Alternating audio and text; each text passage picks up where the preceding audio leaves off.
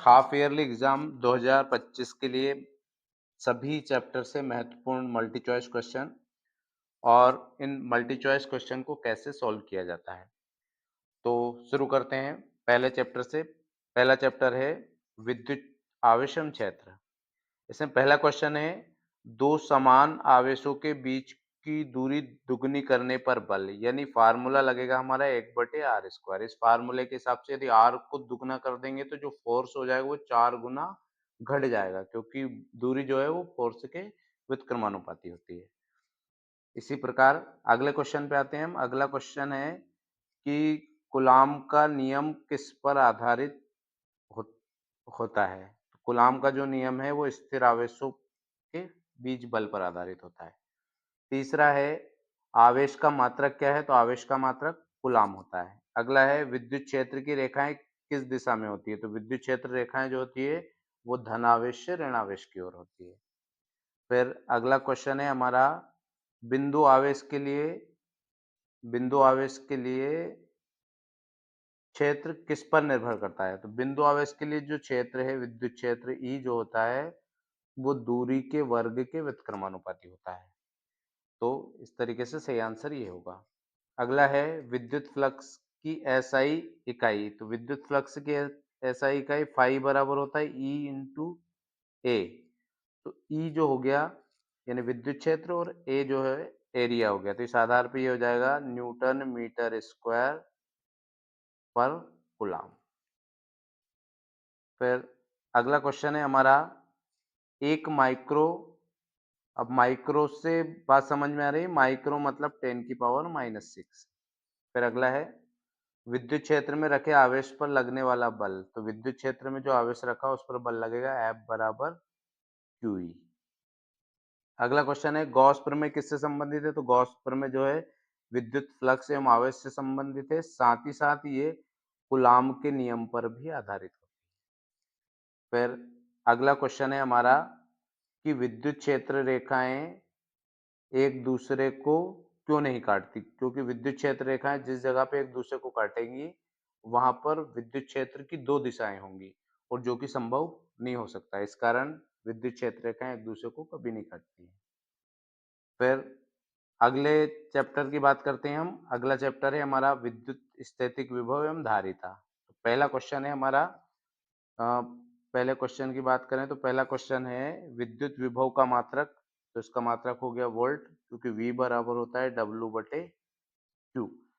1 volt बराबर, तो यहाँ पर ये एक कार्य का मात्रक जूल और आवेश का मात्रक कूलाम, तो ये हो जाएगा 1 जूल पर कूलाम। फिर अगला है संधारित्र का कार्य है, मतलब जो कैपेसिटर होता है उसका काम होता है आवेश का संग्रह करना। फिर अगला क्वेश्चन है हमारा, समांतर प्लेट संधारित्र की धारिता किन कारकों पर निर्भर करती है, तो समांतर प्लेट की संधारित्र की धारिता जो है उसका फार्मूला ये है, मतलब ये एरिया पे डिपेंड करती है, पराविद्युत माध्यम पे डिपेंड करती है और दोनों प्लेटों के बीच की दूरी पर डिपेंड करती है।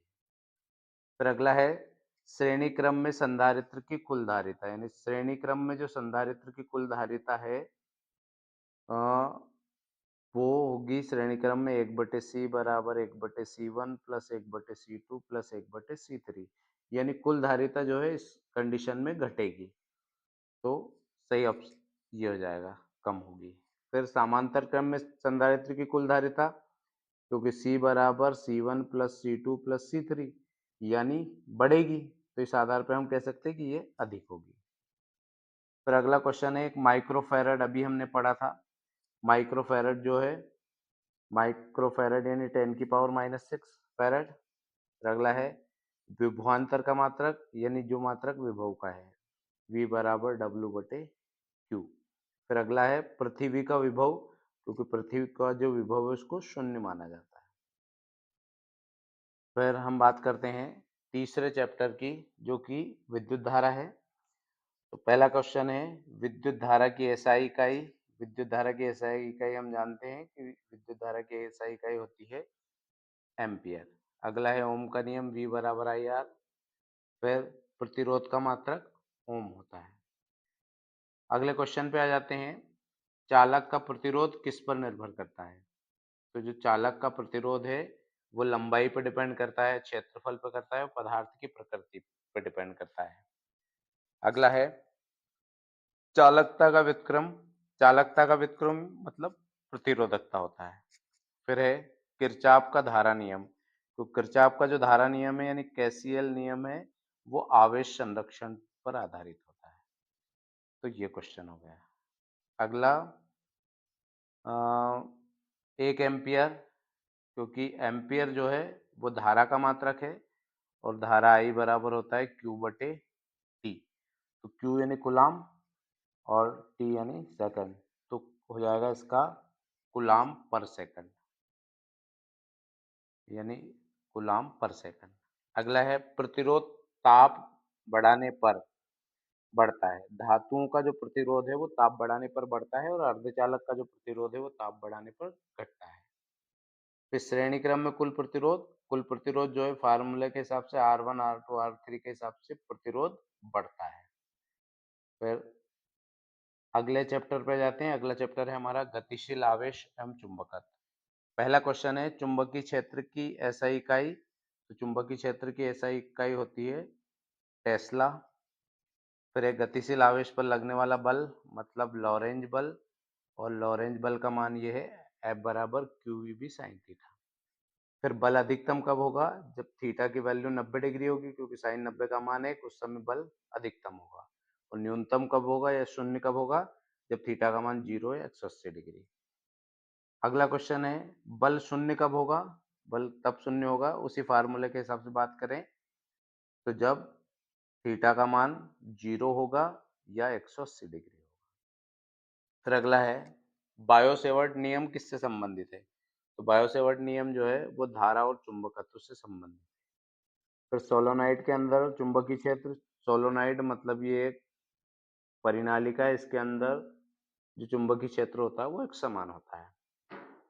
फिर अगला क्वेश्चन है हमारा पृथ्वी का चुंबकीय क्षेत्र।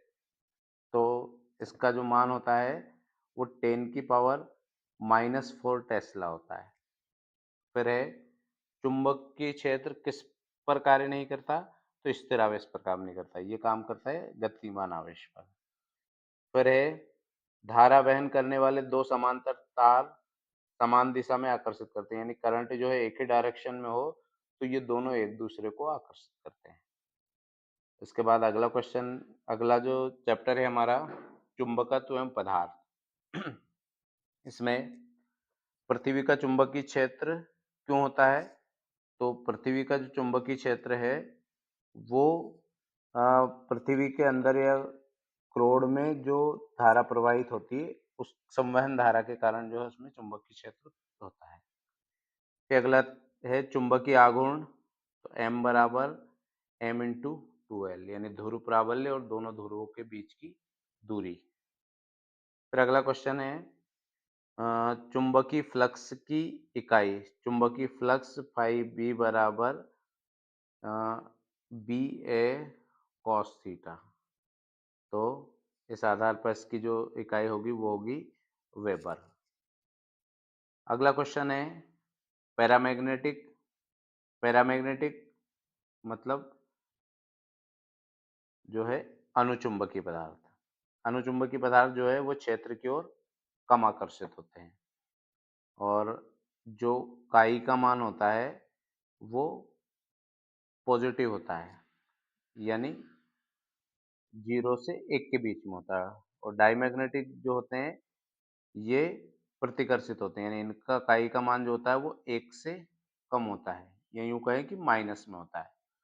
और फेरोमैग्नेटिक जो है अधिक आकर्षित होते हैं, तो जो काई का मान होता है वो 1 से अधिक होता है। फिर अगला क्वेश्चन है चुंबकीय क्षेत्र की तीव्रता का मात्रक है। चुंबकीय क्षेत्र की तीव्रता का जो मात्रक है वो होता है एम्पियर पर मीटर।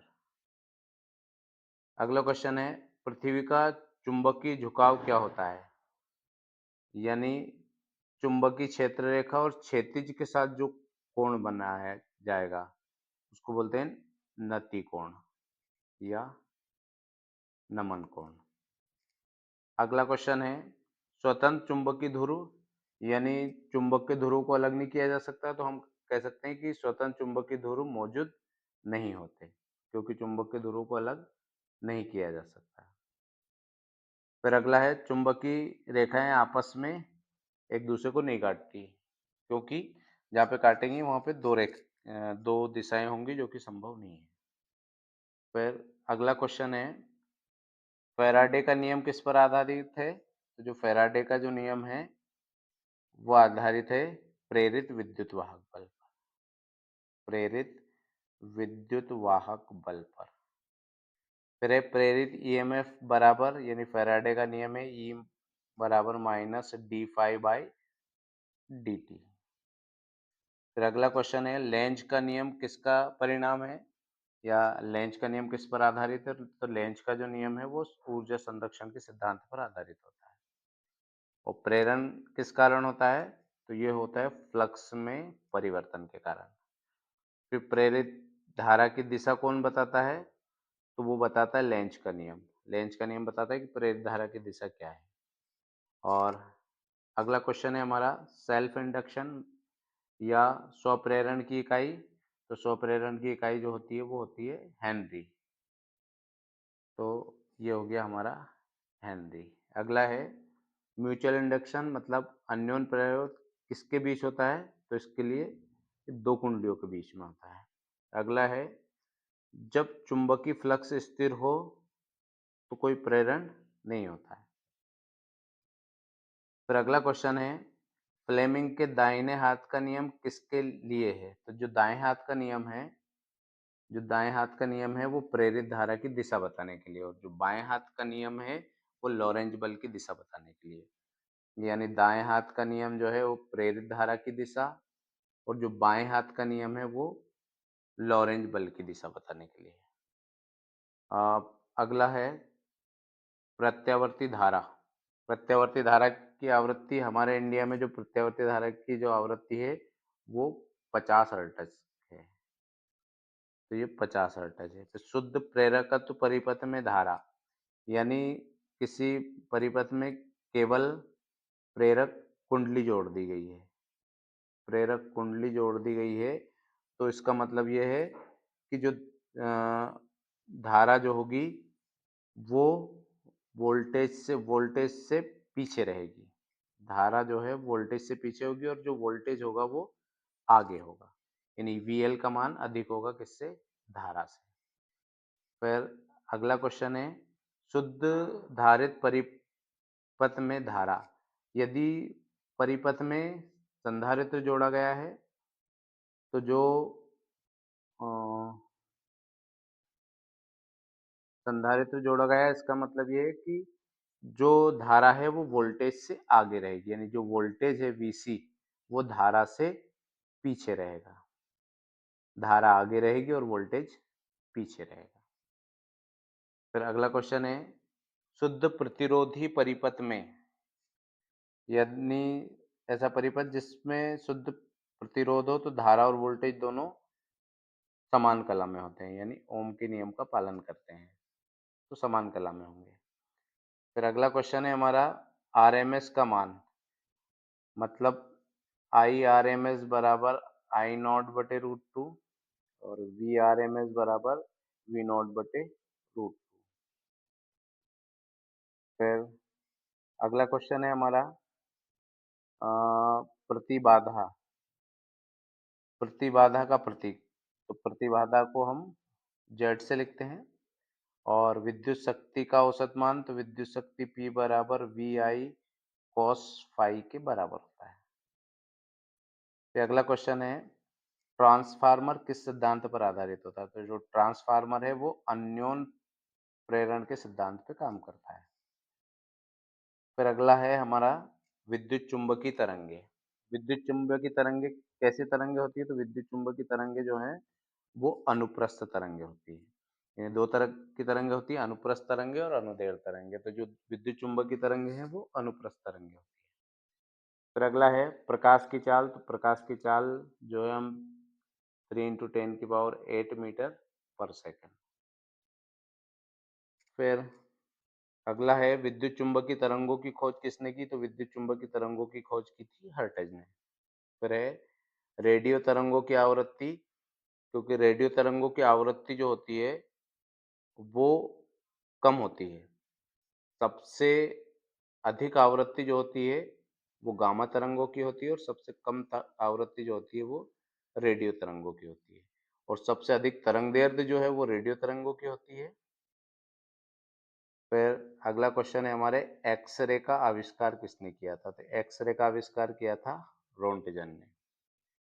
फिर माइक्रोवेव ओवन का उपयोग, जो माइक्रोवेव हैं उनका उपयोग कहाँ किया जाता है? तो एक तो रडार में किया जाता है और एक माइक्रोवेव ओवन के अंदर किया जाता है। फिर अगला है गामा किरणों का स्रोत।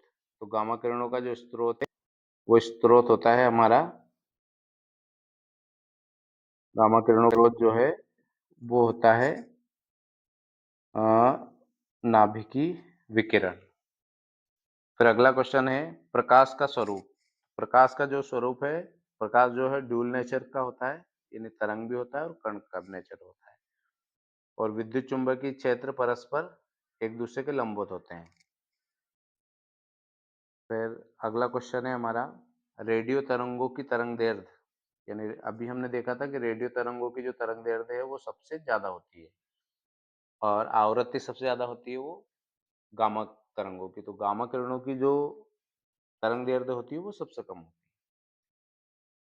अगला है किरण प्रकाशिकी एवं उपकरण। तो प्रकाश का परावर्तन का नियम, तो इसमें आपतन कोण और परावर्तन कोण बराबर होते हैं। आपतन बिंदु और आपतित किरण, परावर्तित किरण और आपतन बिंदु तीनों एक ही तल में होते हैं। अगला है स्नेल का नियम। स्नेल का नियम म्यू बराबर साइन आई बटे साइन आर। और अगला है अपवर्तनांक बराबर ये यहाँ पे दिया भी है, म्यू बराबर साइन आई बटे साइन आर। दर्पण का फार्मूला, दर्पण सूत्र जो 1/f बराबर 1/v प्लस 1/u। वहीं लेंस का जो फार्मूला है उसमें केवल माइनस होता है, दोनों फार्मूले सेम होते हैं। फिर अगला है अवतल दर्पण का फोकस। अवतल दर्पण का जो फोकस होता है वो सामने की ओर होता है। अवतल दर्पण का जो फोकस होता है वो सामने की ओर होता है। फिर पूर्ण आंतरिक परावर्तन कब होता है? जब किरण सघन माध्यम से विरल माध्यम में प्रवेश करती है। जब सघन माध्यम से विरल माध्यम में प्रवेश करेगी तो पूर्ण आंतरिक परावर्तन